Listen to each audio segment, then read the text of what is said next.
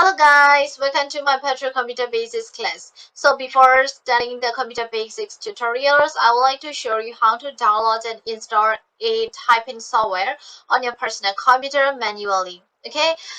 I think you may know that typing is one of the most important basics first in computing, right? Even though you are pretty smart in computing, if you don't have a specific level in typing, your work cannot be done perfectly. Okay, so today I would like to show you how to download and install a typing software on your personal computer for practicing typing. Okay, so let's see it. အားလုံးပဲမင်္ဂလာပါ Petrichor Computer Basics Class ကနေပြီးတော့ကြိုဆိုလိုက်ပါတယ်ဆိုတော့ Petrichor ဒီနေ့သင်ခန်းစာလေးတွေပေါ့နော်ဘာမှမစခင်အရင်ဆုံး Petrichor ဘာလုပ်ထားစေချင်လဲဆိုရင်ကိုယ့်ရဲ့ set ထဲမှာ typing software လေးတစ်ခုရှိထားစေချင်တယ်နော်ကိုယ့် set ထဲမှာ typing software ရှိပြီးသားသူတွေကတော့ဒီ video ကိုကြည့်စရာမလိုပေါ့နော် Petrichor ဒီ video ထဲမှာ typing software download လုပ်နေ install လုပ်နေသုံးနည်းတွေကို Petrichor ပြောပြပေးထားမှာဆိုတော့Okay, so တော့ typing ကဘာအတွက်လို့လဲဆိုတာ Petrichor သိပြီးသားဖြစ်မှာနော် typing ဆိုတာက computer basics မှာမရှိမဖြစ်အရေးကြီးဆုံးလိုအပ်တဲ့အရာတစ်ခုနော်ကိုကဒီ computer နဲ့ပတ်သက်ပြီးတော့ Excel တွေ Word တွေ PowerPoint တွေစသည်ဖြင့်ပေါ့ဘလောက်ပဲကျွမ်းကျင်နေပါစေ Petrichor typing မှာကိုသတ်မှတ်ထားတဲ့ specific level တစ်ခုမရောက်သေးဘူးဆိုလို့ရှိရင်အဲ့ဒါကကိုယ့်ရဲ့အလုပ်ကိုအနှောက်အယှက်ဖြစ်လာနိုင်တယ်နော်ကိုတကယ်လောက်ရမယ်ကိုယ့်ရဲ့အလုပ် professional ဆန်ဆန်ပြီးဖို့အတွက်အဲ့ဒီ typing မကျွမ်းတာကကိုယ့်ရဲ့အနှောက်အယှက်ဖြစ်လာနိုင်တယ်Okay, ဆိုတော့အဲ့လိုမျိုးမဖြစ်ရအောင် Petrichor computer အခြေခံကိုစတင်တော့မယ်ဆိုရင်အမြဲတမ်းမလုပ်ရမလဲဆိုတော့ typing ကိုအမြဲတမ်းလေ့ကျင့်ရမယ်။နော်တနေ့ကိုတစ်နာရီဖြစ်ဖြစ်နှစ်နာရီဖြစ်ဖြစ်ဒီကိုလက်ကဒီ keyboard တွေကိုမက်မိသွားအောင်ကိုအချိန်ပေးနိုင်သလားအားရင်အားသလား Petrichor လေ့ကျင့်တော့ရမယ်။ Okay, ဆိုတော့ဒီ video လေးထဲမှာ typing software မရှိသေးတဲ့သူတွေအတွက်နော်နောက်ဒီ typing software ရှိပြီးသားသူတွေကလည်းကိုယ့်ရဲ့ typing skill ကိုစစ်ချင်တာဖြစ်ဖြစ်ပေါ့နော် typing speed ကိုစစ်ချင်တာဖြစ်ဖြစ်သူတွေအတွက် Petrichor ကအဓိကရည်ရွယ်ပြီးတော့ typing software download လုပ်နေပြောပြပေးသွားမယ်နော်ဆိုတော့ဒီ video လေးမှာတော့ Petrichor က English typing လေ့ကျင့်လို့ရတဲ့ software ကိုပဲအရင်ဆုံးပြသွားပေးမယ်နော် especially for Windows user ပေါ့ Windows သမားတွေအတွက်ရည်ရွယ်ပြီးတော့ Okay ဆိုတော့ Petrichor typing software ကိုသွားပြီးတော့ download လုပ်မှာဖြစ်တဲ့အတွက် Petrichor page ထဲ link ထဲကနေပြီးတော့ browser ထဲကိုဝင်လိုက်နော် link ထဲကို link လေးကိုနှိပ်ပြီးဝင်လိုက်လို့ရှိရင် Petrichor ဒီလိုပုံစံလေးမြင်ရမယ်နော်ဒီမှာ Petrichor ပေးထားတဲ့ link ကအလုံးမလုံးဘူးဘာလို့ဖြစ်နေရဆိုလို့ရှိရင် Petrichor ဒီမှာကြည့်လိုက်ဒီ address တိုင်းရိုက်ထည့်လိုက်နော် rapidtyping.com ဆိုပြီးတော့မှ download.html ဆိုပြီးရိုက်ထည့်လိုက်နော်ဆိုတော့ရိုက်ထည့်လိုက်လို့ရှိရင် Petrichor ဒီလိုပုံစံလေးအရင်ဆုံးမြင်ရမယ်Okay, software ကို download မလုပ်ခင် Petrichor ကအရင်ဆုံးကိုယ့်ရဲ့ typing speed ကိုသွားစစ်ကြည့်အောင်နော်ဒီမှာ typing speed online ကနေစစ်လို့ရတာရှိတယ်အရင်ဆုံးတော့ကိုယ့်ရဲ့ set ကိုတော့ internet ချိတ်ထားဖို့လိုမယ်နော် Okay, typing speed ကိုစစ်ချင်ရင် Petrichor ဒီမှာ typing text ဆိုတဲ့ button လေးထည့်ကိုဝင်လိုက်နော်ဒီအစိမ်းရောင်လေးတွေ့လားဒီအစိမ်းရောင် button လေးထည့်ကို click တစ်ချက်နှိပ်ပြီးတော့ဝင်လိုက်လို့ရှိရင်သွားဒီမှာကိုယ့်ရဲ့နာမည်ပေးပေါ့ကိုကြိုက်တဲ့နာမည်ပေးဒီမှာကိုယ့်နာမည်အရင်မဟုတ်လေရတယ်ဒီ online typing text ဆိုတဲ့ page လေးပေါ်လာမယ်အဲ့ဒီ page ထဲမှာဘယ်လိုဒီမှာအရင်ဆုံးနာမည်ပေးနော်နာမည်ဘာလို့ပေးရလဲဆိုတော့ကိုကသွားပြီးတော့ကိုရဲ့ result ကိုပြန်ကြည့်ရအောင်ပါလေစစ်ပြီးသွားရင်ဟုတ်တယ်မလားဆိုတော့ဒီမှာကိုကြိုက်တဲ့နာမည်ပေးပြီးရင်ဒီမှာကိုရဲ့ပေါ့နော် character စစ်ချင်တဲ့ character အရွေအတွက်ကိုလည်းရွေးလို့ရတယ်နော်ဒီမှာနည်းနည်းပဲစစ်ချင်100 to 200 characters ပေါ့ဒါမှမဟုတ်ရင် Petrichor အချိန်ရတဲ့အကြာကြီးစစ်ချင်တယ်ဆိုရင်နောက်ဆုံးတစ်ခုကိုရွေးပေါ့နော်အဲ့ဒါလေးပြင် Petrichor ဒီမှာ test တွေလည်းထပ်ပြီးတော့ရွေးလို့ရတယ်နော်ကိုသွားပြီးတော့စိတ်ဝင်စားတဲ့ test ကိုသွားပြီးတော့ရွေးပြီးတော့မှစပြီး typing လုပ်တော့မယ်ဆိုရင် Petrichor ဒီမှာ start typing text ဆိုတာကို click တစ်ချက်နှိပ်လိုက်လို့ရှိရင်သွားဒီအပေါ်ကစာကိုဒီအောက်မှာ Petrichor ကသွားရိုက်ရမှာနော်ရိုက်ပြီးဆိုတာနဲ့ Petrichor မြန်ဆန်ဆန်ဒီနောက်မှာ done ဆိုပြီးတော့ click နှိပ်မယ်နော် done ဆိုပြီး click နှိပ်လိုက်ရင် Petrichor ဒီအောက်မှာကိုယ့်ရဲ့ result ကိုလာပြီးတော့ပြပေးမယ်နော်ဆိုတော့ Petrichor ဥပမာလုပ်ပြမယ်Okay, so Petrichor ဒီမှာဒီ button လေးကို click တစ်ချက်နှိပ်လိုက်ဒီလိုပုံစံပေါ်လာပြီဆိုရင် Petrichor ဒီမှာသွားပြီးတော့စပြီးတော့ရိုက်ပေါ့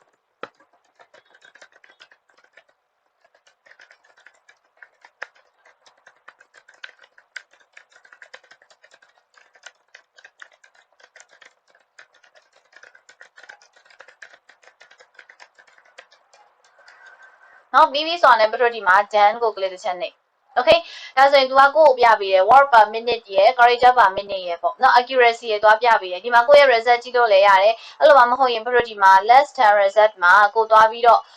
ကိုယ့်ရဲ့ပေါ့နော်နာမည်ပေးခဲ့တဲ့နာမည်ကိုရိုက်ရှာ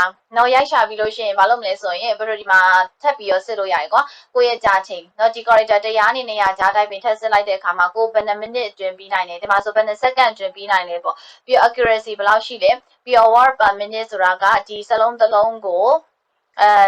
more per minute ဆိုတာက10မိနစ်မှာရှိတဲ့စလုံးရေအတွက်เนาะ Petrichor စလုံးဆိုတော့ဒီလိုစကားစုအရေအတွက်ဖြစ်မှာပေါ့เนาะဒီဟာကျတော့ character per minute ဆိုတော့ဒီစလုံးလေးထဲမှာ A to Z စလုံးအရေအတွက် နော်ဆိုတော့ဒါက Petrichor ပါလဲဆိုရင် online typing test ကိုဒီမှာဒီလိုပုံစံမျိုးနဲ့လာစစ်လို့ရတယ်ဆိုတာပြောချင်တာ okay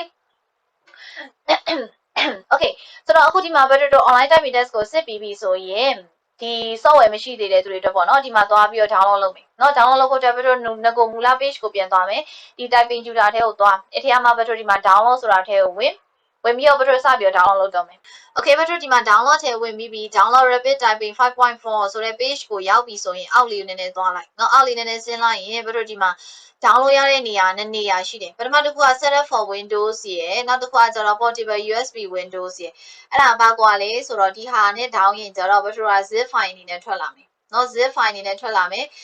သဘောကတော့ကွာကိုကဒီကိုဆက်ထဲမှာမဟုတ်ဘူးသူများဆက်ကနေဒီမှာ Wi-Fi ရလို့တော့ down ရတယ်နော် down ပြီးတော့မှကိုဆက်ထဲကိုပြန်ထည့်ရတယ်ဆိုရင် Petrichor ကဒီလို zip file အနေနဲ့တော့ down ပေါ့အဲ့လိုမှမဟုတ်ဘူးကိုက down ပြီးတာနဲ့အခုမှကိုကွန်ပျူတာသုံးတက်စเนาะ typing software ကျင့်ချင်တာအခုမှ down ပြီးတာနဲ့ဆက်တဲ့တစ်ခါ run ချင်တယ်ဆိုရင်တော့ Petrichor ကဒီ setup for Windows နေနဲ့ပဲသွားပြီးတော့ download လုပ်မယ်เนาะဆိုတော့ဒီမှာ Petrichor စိတ်ဝင်စားရဲဆိုရင် version တွေ release date တွေเนาะ license တွေဘာညာပေါ့အဲ့ဒါတွေ Petrichor တစ်ချက်ကြည့်လို့ရသေးတယ်เนาะပြီးတော့ size တွေပေါ့ size လေသူကအဲ့လောက်ကြီးမများဘူးကွာပို့ပါလေးနဲ့သုံးရတာအဆင်ပြေတယ် typing ကျင့်ချင်တဲ့သူတွေအတွက်ပေါ့เนาะ advanced level အထိကိုသူကတော်တော်လေးအဆင်ပြေတယ်เนาะဆိုတော့ typing ကျင့်ချင်တဲ့သူတွေအတွက်ဒီမှာစပြီးတော့ download လုပ်တော့မယ် download တဲ့အခါမှာသူကနှစ်ခုရှိတယ်လေဒီမှာเนาะဘာလဲဆိုတော့ပထမတစ်ခုကဘာလဲဆိုရင် Windows တင်ထားတဲ့သူတွေဆိုသိလိမ့်မယ်เนาะကိုဆက်ကဒီဗီဒီယိုလေးက Petrichor က Windows သမားတွေအတွက်အဓိကထားပြောနေတာเนาะဆိုတော့ Windows သမားတွေမှာဆိုရင်ကိုတင်ထားတဲ့ Windows က 64bit လား 32bit လားဆိုပြီးတော့꿰တယ်နော်ဆိုတော့ကိုယ့်ရဲ့ device specification အရင်ဆုံးသွားပြီးတော့ကြည့်ကိုဆက်က 64bit ဆိုရင်64ကို down 32bit ဆိုရင်32ကို down နော်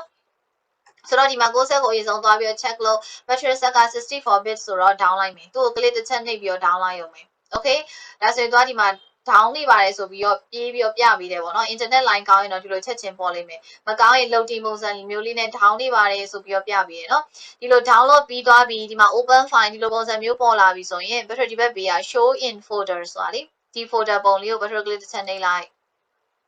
okay ဒါဆိုရင်သူကဒီလိုပုံစံမျိုးရောက်လာပြီเนาะကိုယ့်ရဲ့ဒီ today ဆိုတဲ့ထဲမှာ download ထဲမှာဒီလိုပုံစံမျိုးလေးရောက်လာပြီ rapid typing setup.exe ဆိုပြီးတော့ okay အဲ့ဒီ application ပေါ်လာရင် Petrichor double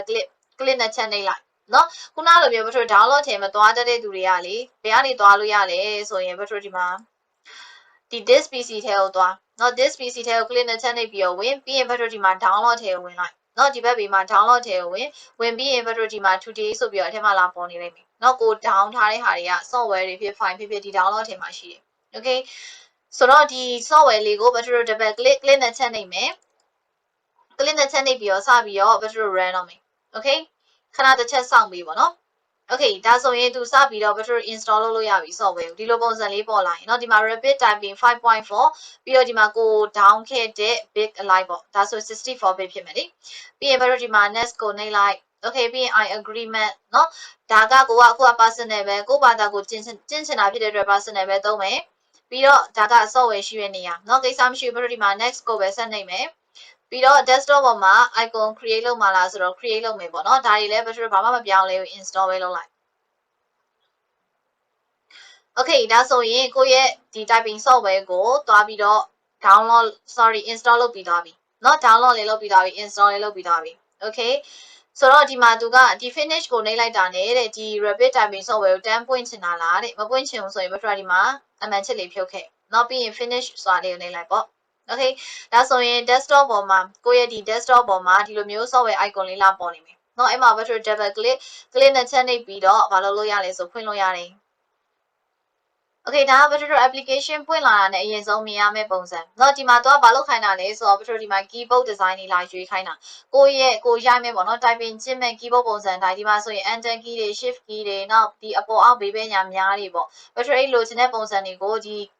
select your keyboard နေရာမှာကစားပြီးရွေးလို့ရတယ်เนาะဒီ desktop ဆိုရင် Petrichor ဒီမှာသွားပြီးကစားကြည့်လိုက်เนาะဒီမှာဆိုအပေါ်အောက်ဘေးဘက်ညာများတွေပေါ်လာမယ်ဆိုတော့ကိုယ့်ရဲ့ keyboard ကအဲ့လိုပုံစံလားပေါ့เนาะနောက် Petrichor ဒီမှာဒါတွေဆိုလို့ရှိရင်လည်း shift key တွေမတိမတာတွေပြောင်းသွားတယ်ပေါ့เนาะအဲ့ဒါတွေ Petrichor သွားပြီးတော့ကစားကြည့်ဒီမှာဆိုလို့ရှိရင်လည်း enter လည်းအဲ့လိုပဲဒီလိုအမြင့်ပုံစံလားပေါ့ enter ရဲ့သူ့ရဲ့ key ပုံစံကဒီလို big ပုံစံလားဒါမှမဟုတ်ရင် laptop တွေမှာဆိုတော့တော်တော်များဒီလို flat ပုံစံပဲလေဆိုတော့ဒီမှာကိုယ့်ရဲ့ပေါ့เนาะကိုစာရိုက်ခြင်းမဲ့ပုံစံအလိုက် keyboard လာရေးလို့ရတယ် ပြီးရင်နောက်တစ်ခုကပါလဲဆိုတော့ဒီ number pad က numeric pad ကများသောအားဖြင့်ဒီနောက်ပိုင်းနေမှာပေါ့နော် laptop တွေမှာမပါဘူးသူကဘယ်မှာပဲပါတာများလဲဆိုတော့ external keyboard ပေါ့နော်ဒီများသောအားဖြင့်မျက်စိထဲမြင်အောင်ပြောရရင် desktop နဲ့တွဲသုံးတဲ့ keyboard မျိုးနော်အဲ့ဒီ keyboard မျိုးမှာဒီလိုမျိုး numeric pad တွေကပါတာဆိုတော့ဒီမှာလာပြီးဖျောက်ထားခြင်းရင်ဘယ်လိုဒီမှာ no numeric pad ဆိုပြီးပေးထားလိုက် okay ဒါဆိုရင်ဘယ်လိုဒါကိုရဲ့ဒီကိုရိုက်ချင်တယ်ပေါ့နော်ကိုဆက်နဲ့တူညီတဲ့တစ်ထပ်ဒီပါမကြရင်တော့မှအနီးဆက်ဆုံးတူညီတယ်ပေါ့နော် keyboard ရပြီလားရပြီဆိုရင်ဘယ်လိုဒီမှာ okay လေးတစ်ချက်နှိပ်လိုက်ဒါဆိုရင်စပြီးတော့စာရိုက်လို့ရပြီနော်စာရိုက်လိုက်တာနဲ့ဘယ်လိုဒီပေါ်မှာ keyboard မှာတစ်ခုခုဖြစ်ဖြစ် mouse လေးဖြစ်ဖြစ် click နှိပ်လိုက်တာနဲ့သူကဒီမှာစာရိုက်လို့ရတဲ့ပုံစံလေးပြပြီးတယ်နော်ဒီလက်ညိုးလေးမှာကွာ color ပြောင်းသွားတယ်ပြောချင်တာဒီမှာဆိုရင် F ကိုစာရိုက်ပါပေါ့ပြီးရင် space ပြီးရင် J နော်စာရိုက်တဲ့အခါမှာဘယ်လိုဒီလိုလက်ပုံစံအတိုင်းရရမယ်ဆိုတာတော့သိပြီသားနော်ဒီလက်တန်းက A ကနေစမယ်ပြီးရင်လက်တကြွယ်က S လက်ခလဲကဒီမှာရှိမယ်เนาะလက်ညိုးက F ပြီးရင်ဒီလက်မနှစ်ခုက space မှာရှိမယ်ပြီးတော့ညာဘက်လက်ကလက်ညိုးကဘယ်ကနေစမလဲဆိုတော့ J ပြီးရင် K ပြီး L ပြီးတော့ဒါဒီလက်တန်းက semicolon နေရာမှာရှိမယ်เนาะဒါကသူကလက်ကိုအပြားလိုက်ထားတဲ့ပုံစံမလို့ဒီလိုပုံစံမျိုးဖြစ်တာဘယ်လိုတကယ်စာရိုက်ပြီးဆိုရင်လက်လျာကွေးလေးထားမှာလေဆိုတော့လက်ထားတဲ့ပုံစံမှန်အောင်အရင်ကျင့်ပြီးတော့မှဘယ်လိုဒီ basics လေးတွေအရင်ရိုက်ပေါ့အဲ့လိုမှမဟုတ်ဘူးကိုကဒီ basic တွေကရပြီးသားเนาะစာပိုက်လိုက်တွေရိုက်ချင်တယ်ဆိုရင်ဘယ်လိုဒီမှာသွားပြီးတော့သင်ခန်းစာတွေလာရွှေ့လို့ရတယ်เนาะ advanced level ဆိုရင်ဒီလိုစာပိုက်တွေနဲ့လာပြီးရိုက်လို့ရတယ်เนาะဒီသင်္ကေတတွေတော့ဘယ်လို advanced level ရောက်ပြီဆိုရင်တော့တီးလောက်မယ်လို့ထင်တယ်เนาะဒါက tab ခုံတာဒါ enter ဆင်းတာပေါ့เนาะဒါ enter ခောက်ပြီးတော့ဆင်းရမှာအဲ့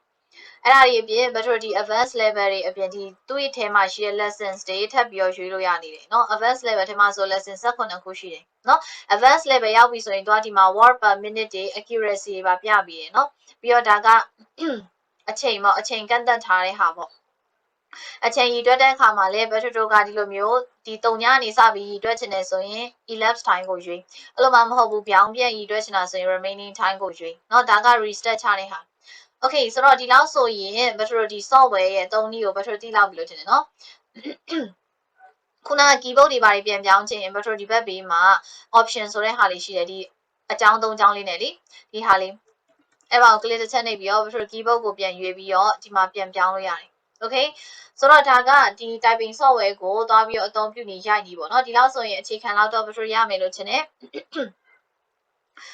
ဆိုတော့ဒီ typing software ကိုတွင်းပြီးတော့မှဘယ်လိုကမကြိုက်ဘူးเนาะပြန်ပြီးတော့ uninstall လုပ်ချင်တယ်ဆိုရင်ဘယ်လိုလုပ်မလဲဆိုဘာမှမခက်ဘူးဘယ်လိုခုန download ထဲကိုပြန်သွားเนาะခုနဘယ်လို download ထဲကိုပြန်သွားပြီးရင်ဒီ .exe file မှာပဲ click နှစ်ချက်နှိပ် double click နှိပ်เนาะ click နှစ်ချက်နှိပ်ပြီးရင်ခဏစောင့်ပြီးရင်သူကဒီမှာမေးလိုက်မယ် reinstall လုပ်မှာလား uninstall လုပ်မှာလားပေါ့ကိုက install လုပ်ပြီးသားဖြစ်တဲ့အတွက် uninstall လုပ်ချင်တာဖြစ်တဲ့အတွက် uninstall ကိုရွေးပြီးရင် next ကိုနှိပ်